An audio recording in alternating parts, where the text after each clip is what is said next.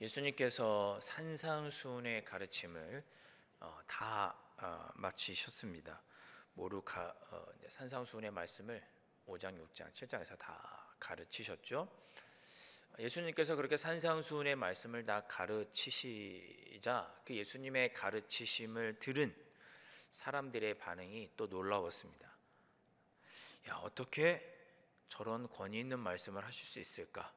참 능력 있는 말씀이구나, 이렇게 생각을 했습니다. 우리 지난주일 본문이긴 하지만 마태복음 7장 28절 29절 말씀을 보면 사람들의 반응이 나옵니다. 예수께서 이 말씀을 마치심에 무리들이 그의 가르치심에 놀라니 이는 그 가르치시는 것이 권위 있는 자와 같고 그들의 서기관들과 같지 아니함일러라. 아멘. 그러니까 예수님께서 산상수훈의 가르침을 다 하셨는데 예수님의 가르침이 보통 성경을 가르치던 서기관들과 그들의 가르침과는 좀 달랐고 무엇보다 권위가 예수님의 가르침에 있었습니다. 이 권위라고 하는 것은 다른 사람을 복종시키는 능력을 말하죠. 또는 어떤 분야에서 뛰어난 지식이나 기술을 가진 것을 가리켜서 권위라고 말합니다. 그러니까 어떤 특정한 분야에 특별한 기술과 재능이 있는 사람이라면 그 부분에 관해서는 이야기할 때 누구나 그 사람의 말에 복종하겠죠. 다른 사람을 복종시키려면 다른 사람보다 어떤 분야에서도 뛰어날 때 그 말에 복종하게 될 것이지 않습니까?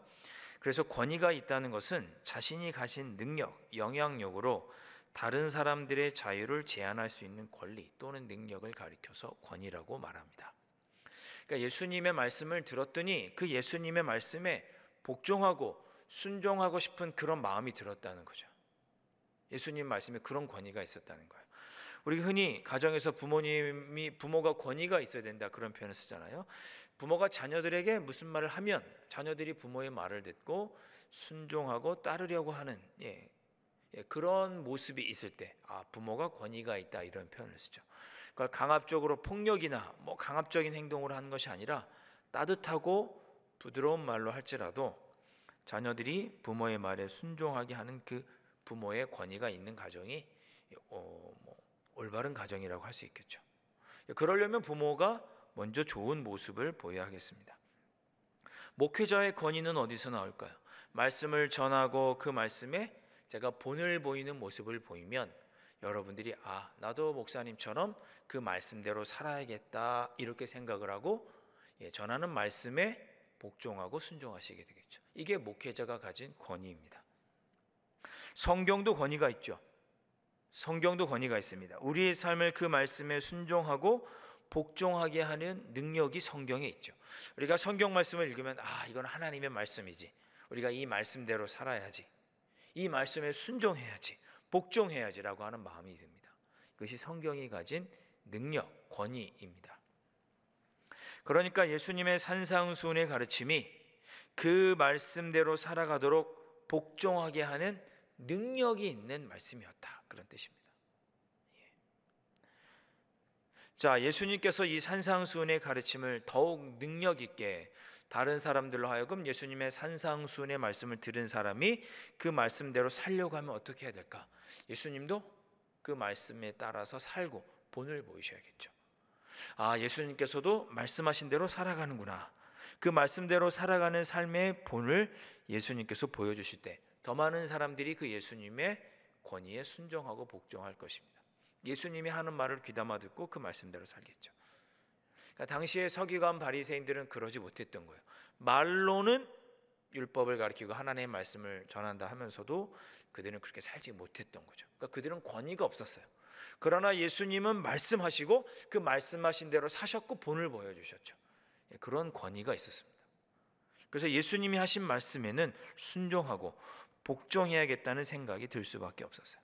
예수님께서 먼저 산상수훈을 가르치시고 그 말씀대로 삶의 본을 보여주셨는데, 특별히 기적을 통해서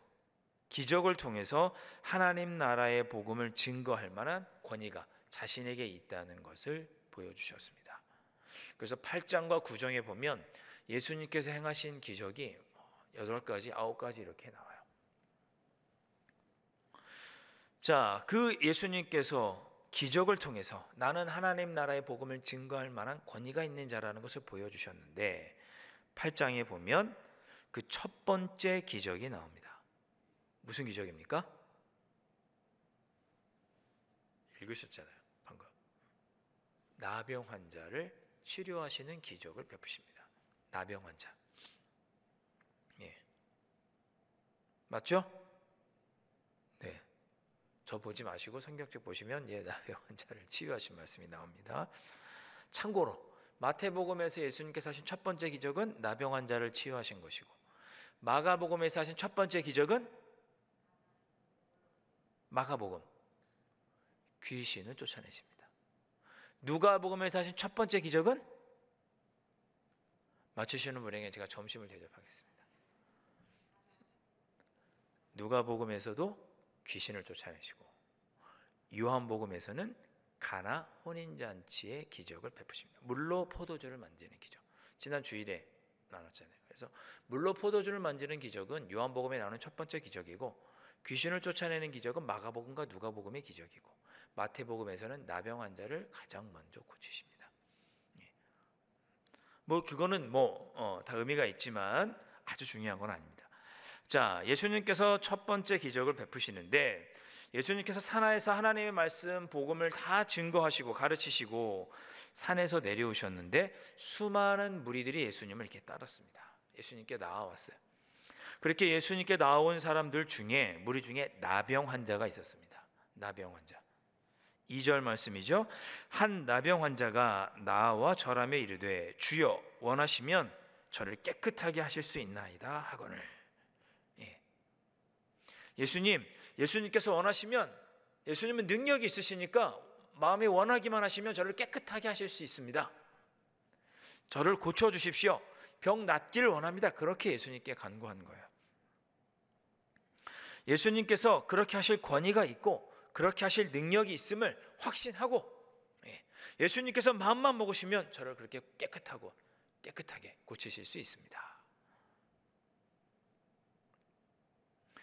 여러분, 당시에 이스라엘 백성들에게 병에 걸리는 것은 단순히 몸의 건강이 좀 나빠지고 그래서 정상적으로 활동하기가 어려운 것 이상의 의미가, 병을 걸리는 일에 의미가 있었습니다. 율법에 따르면 병자들, 특히 신체에 조금이라도 장애가 있는 사람은 율법에 따르면 여호와의 총회에 들어가지를 못해요. 여호와의 총회는 공식적으로 이스라엘 백성들이 모이는 공식적인 예배와 집회를 가리킵니다. 그 총회에 들어가지 못하면 공식적으로 이스라엘, 이런 표현이 좀 그런데 2급 백성, 2급 국민 이렇게 취급을 받는 거예요. 정상적으로 활동할 수 있는 국민이 아닌 거죠. 백성이 아닌 거예요. 병이 있거나 특별히 장애가 있는 사람은 그랬습니다. 그리고 저 사람이 아픈 걸 보니까 저 사람은 죄를 지었구만. 병이 있다는 것은 곧 죄를 지었다라고 이 당시 사람들 생각했어요. 그래서 저 사람이 태어날 때부터 눈이 먼 것은 누구의 죄 때문입니까? 이렇게 묻죠. 실로암에서 예수님께서 장님을, 눈이 먼 사람을 치유해 주시되, 병이 걸렸다는 것은 죄를 지었다 이렇게 생각했어요. 저 사람은 죄인이다. 단순히 몸이 좀 안 좋고 아프다는 것 이상으로 그 사람은 신앙에도 문제가 있고 여호와의 총회, 이스라엘 백성 중에 어떤 공식적인 예배와 집회에도 참여하지 못하는 열등한 사람, 열등한 국민, 이렇게 사람들이 이해했습니다. 특별히 당시에 나병 환자는 더 심했습니다. 더 심했어요. 평상시에도 이스라엘 진영 밖에서 혼자 살아야 했습니다. 우리 나병 환자라고 하니까 예전에는 문둥병자 이렇게 얘기했는데 한센병이라고 하잖아요.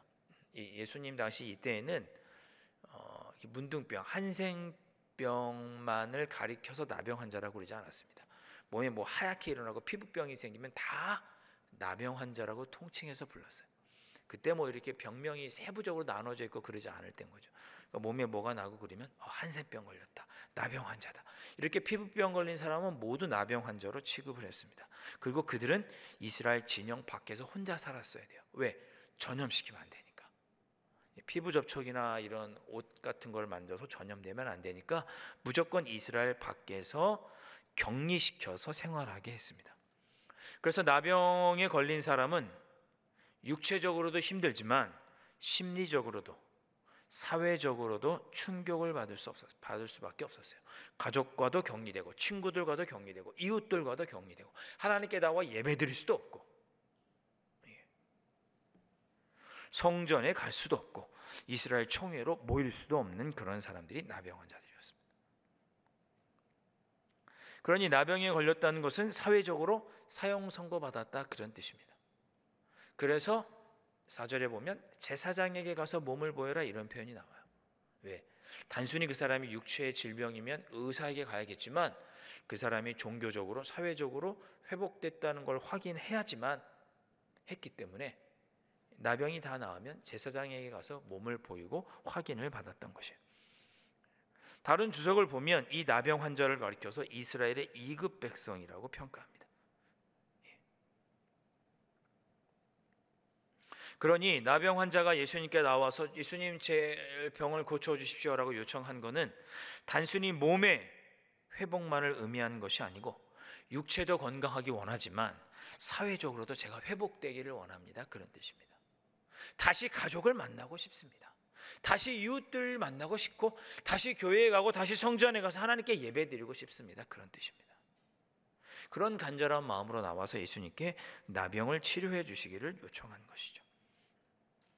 3절 말씀, 예수께서 손을 내밀어 그에게 대시며 이르시되 내가 원하노니 깨끗함을 받으라 하시니 즉시 그의 나병이 깨끗하여진지라. 아멘. 여기서 말씀하시는 예수님께서 그의 나병이 깨끗하도록 치료해 주신 것은 육신의 질병만 치료해 주신 것이 아니라 인간의 존엄성도, 인간의 관계성도, 사회적인 관계, 종교적인 능력도 회복시켜 주신 거죠.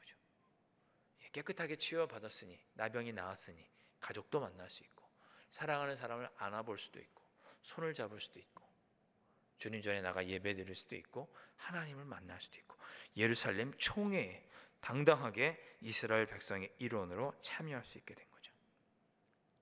단순히 육체의 질병만 이뤄낸 것이 아니라 그 사람에게 진정한 회복, 하나님의 나라가 그 나병 환자에게 이루어진 것입니다.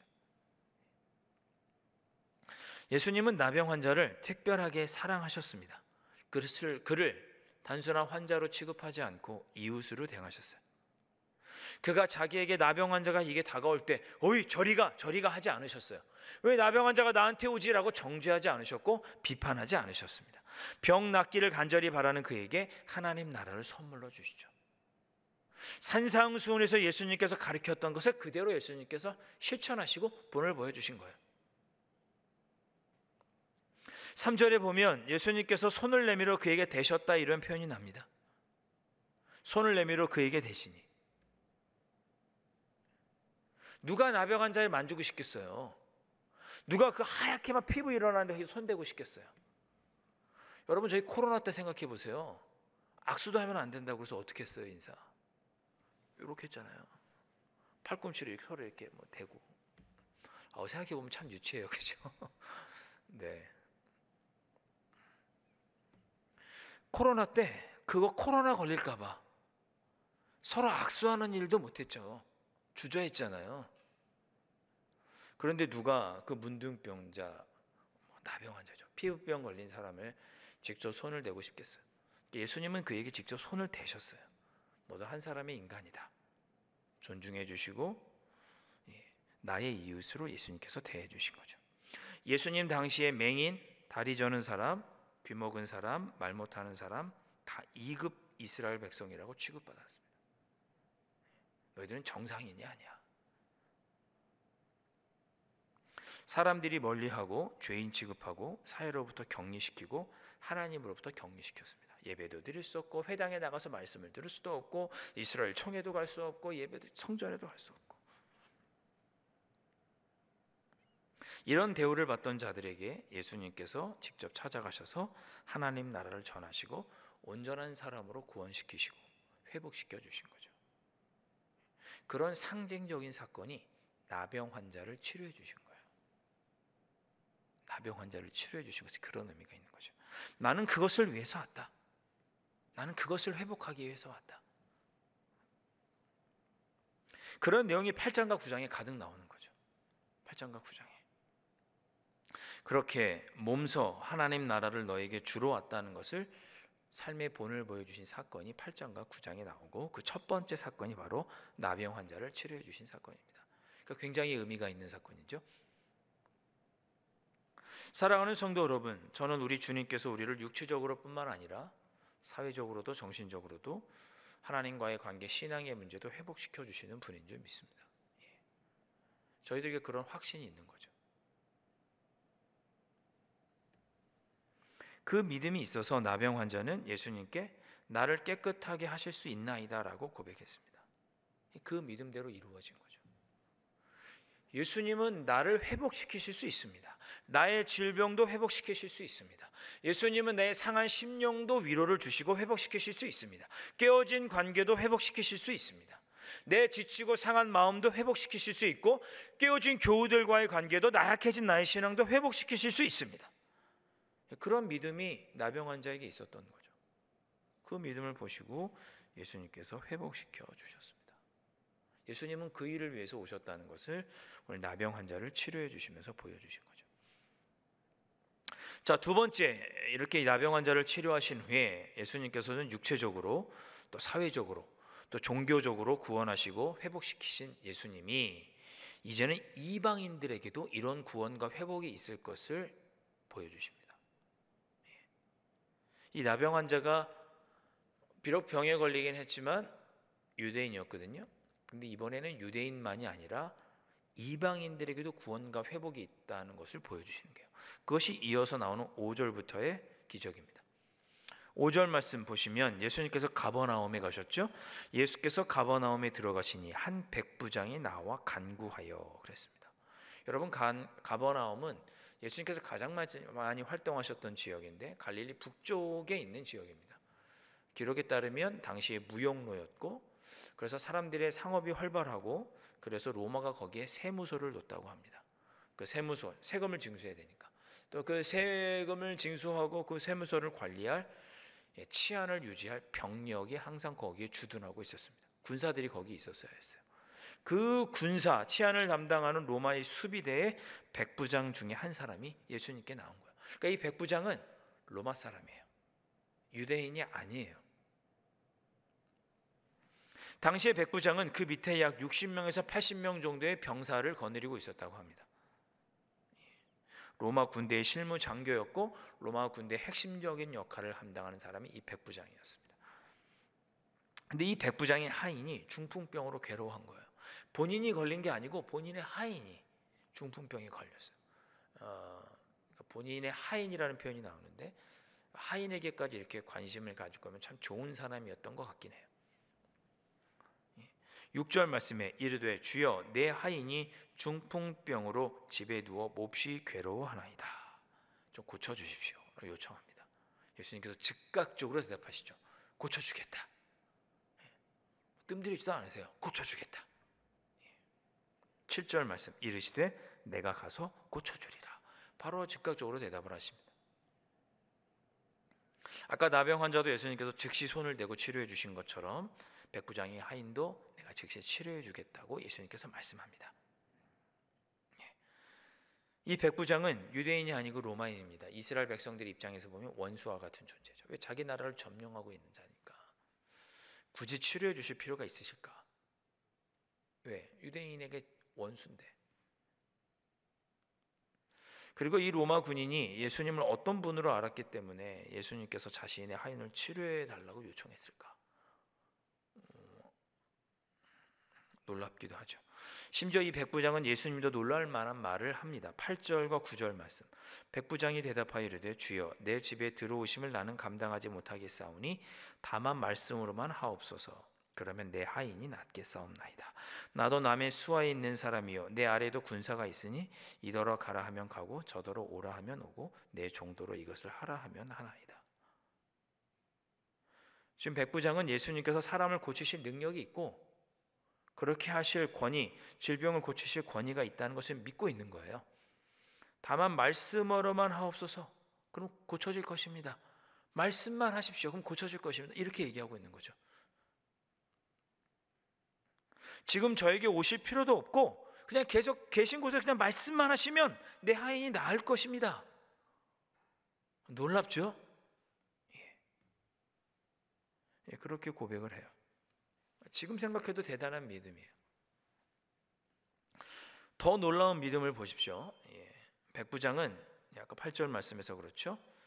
뭐라고 말씀합니까? 8절에 백부장이 대답하려되 주여 내 집에 들어오심을 나는 감당하지 못하겠습니다. 이렇게 표현합니다. 내가 지금 로마를 지배하고 있는, 로마가 이스라엘을 지배하고 있고 나는 그 지배하는 나라의 백부장이지만 예수님은 나보다 더 권위가 있고 크신 분이니 나의 집에 오는 것을 제가 감당하지 못하겠습니다. 나는 죄인입니다. 이렇게 고백하고 있는 거예요.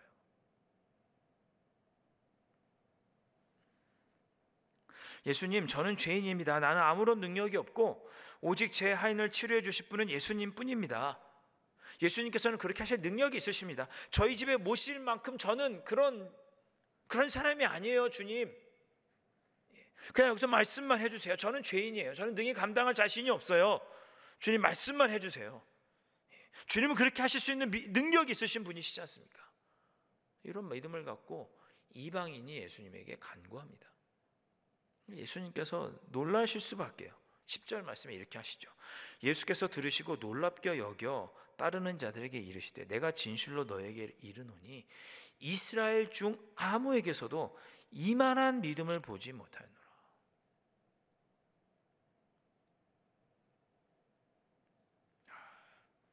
심지어 예수님은 이런 믿음의 고백을 한 로마인 백부장이 아브라함과 동급이라고 여겨주십니다. 동급이다. 11절 말씀 보시면 또 너희에게 이르노니 동서로부터 많은 사람이 이르러 아브라함과 이삭과 야곱과 함께 천국에 앉으려니와. 이처럼 예수님을, 하나님을 온전히 믿고 신뢰하는 자는 나중에 아브라함과 이삭과 야곱과 똑같은 자리에 앉을 것이다. 동급이다. 그렇게 여겨주시는 거예요. 유대인도 아니고 이방인이잖아요. 거기다가 이스라엘을 핍박하는 압제자잖아요. 원수잖아요. 근데 그가 아브라함과 동급이다 이렇게 여겨주세요. 여러분, 아브라함과 동급이세요? 동급이죠. 우리 동급이야. 그래서 금은 동할 때 동급이 아니고 같은 레벨이다. 우리는 믿음이 있으니까.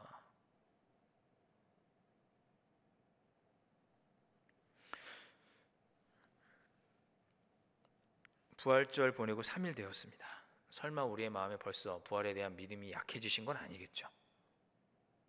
설마 3일 지났는데 괜찮습니다. 작심 3일이라고 다시 작심하면 되지 뭐. 예수 그리스도께서 우리를 위해서 죽으시고 부활하심으로 우리의 삶의 구원과 회복을 주실 줄 믿으십니까?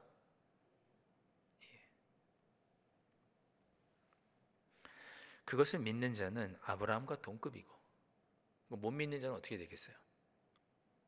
12절 말씀. 그 나라의 본 자손들은 바깥 어두운 데 쫓겨나 거기서 울며 이를 갈게 되리라. 망한다는 거잖아요. 멸망한다는 거죠. 지옥에 간다는 거 아니겠습니까?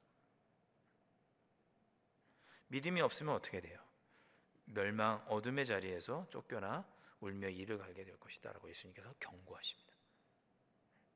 유대인이든 이방인이든 상관없이 믿음이 없는 자는 이렇게 될 것이다.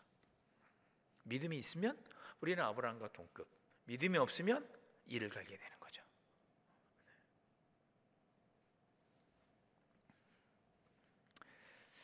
예수님은 이런 믿음을 가졌던 백부장의 하인을 고쳐주셨습니다. 13절 말씀, 예수께서 백부장에게 이르시되 가라, 내 믿은 대로 될지어다 하시니 그 즉시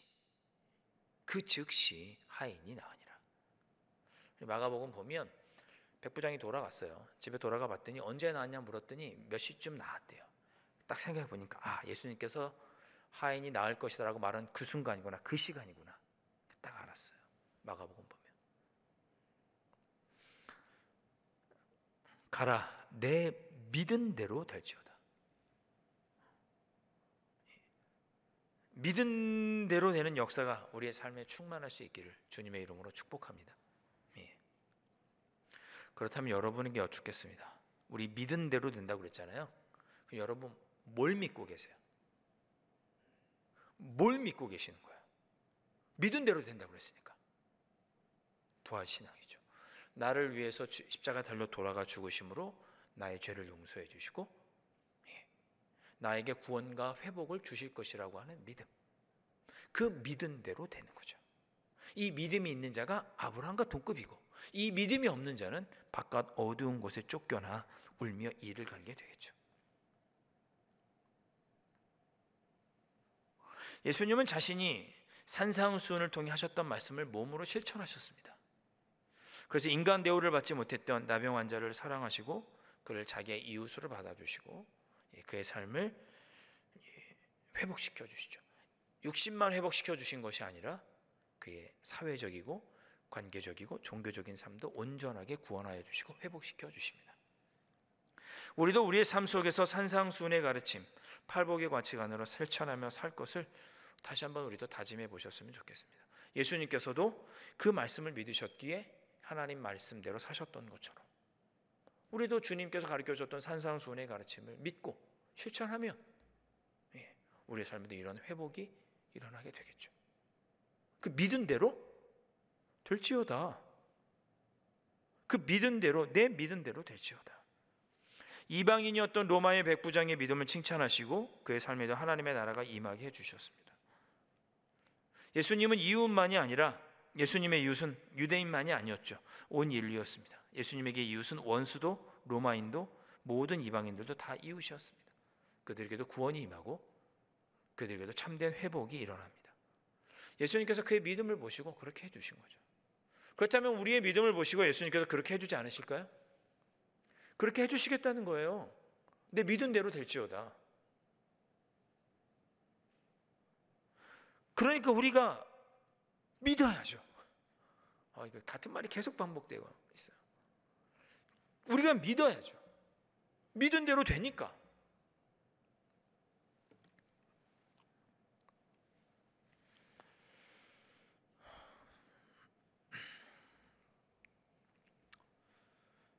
별로 믿은 것 같지 않으셔서 네. 예수님께서는 직접 몸소 산상수훈의 가르침의 삶을 사셨고 또 그렇게 그런 삶을 살 때 우리에게 먼저 하나님의 나라가 임할 것을 보여주시기 위해 그 말씀대로 먼저 사셨습니다. 우리도 그런 예수님을 본받아서 우리가 하나님의 뜻을 이루며 살아갈 때 우리의 삶 속에 하나님의 나라가 이루어질 것 믿고 살아간다면 우리의 삶에 약속하신 그대로 구원과 회복의 역사가 일어나게 될 줄로 믿습니다. 그런 삶을 살아가신 여러분들 되실 수 있기를 주님의 이름으로 축원드립니다. 아멘. 자, 우리 함께 찬양하겠습니다. 결단하는 마음으로 주님만 붙잡고 아버지만 붙잡고 살아가겠습니다. 우리 다짐하면서 함께 기도하시도록 하겠습니다.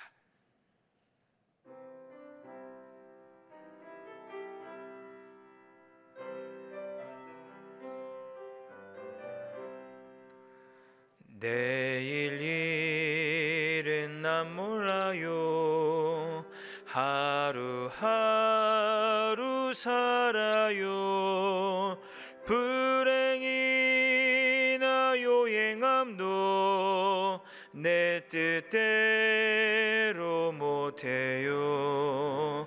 험한 이 길 가고 가도 끝은 없고 고네요.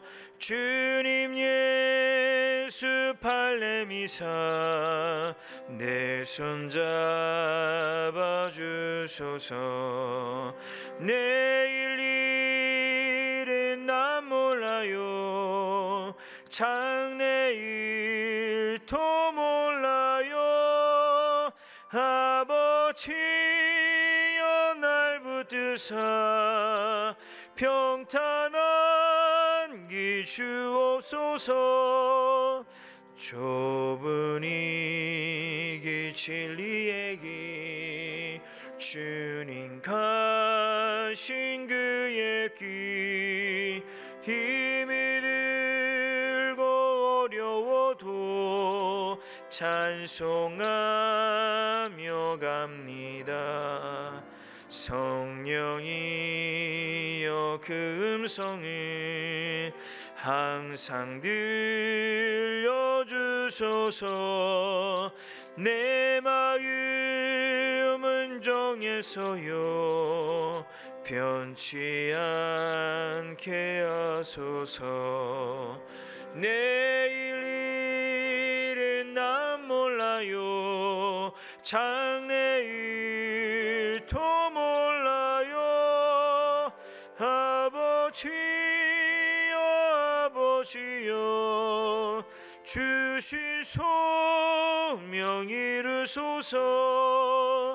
만왕의 왕 예수께서 이 세상에 오셔서 만 백성을 구속하니 참 구주가 되시네.